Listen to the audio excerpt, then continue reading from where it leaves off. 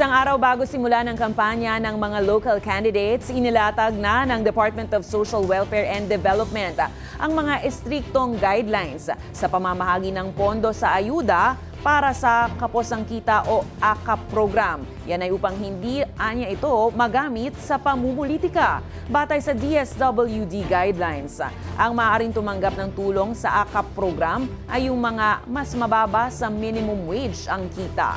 May balitang A to Z si Kim Salinas.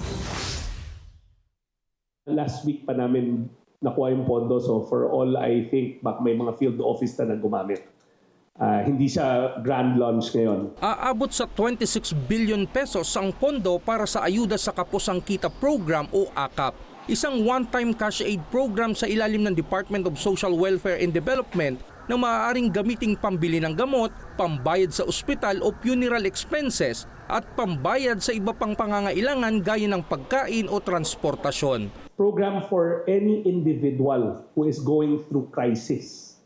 Ito, it's only for below minimum wage earners. 5 milyong Pilipinong below minimum wage earners ang target na benepisyaryo ng AKAP program. Katulad ni Narisa at Francis na matyagang pumila para makatanggap ng ayuda. Po naman, malaking tulong po.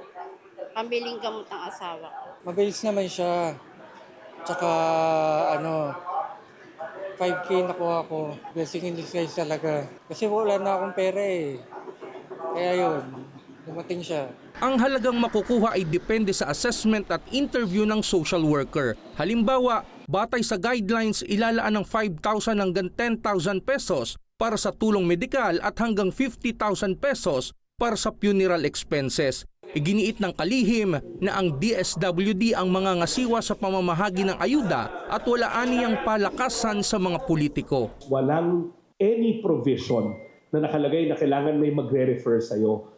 Basta kung may pangangailangan, ang pinakamabilis yung gagawin, magtungo na lang kayo sa pinakamalapit na DSWD office. Batay sa DSWD guidelines, bawal ang paggamit ng mga tarpaulin, sticker at t-shirt na may pangalan o larawan ng mga politiko.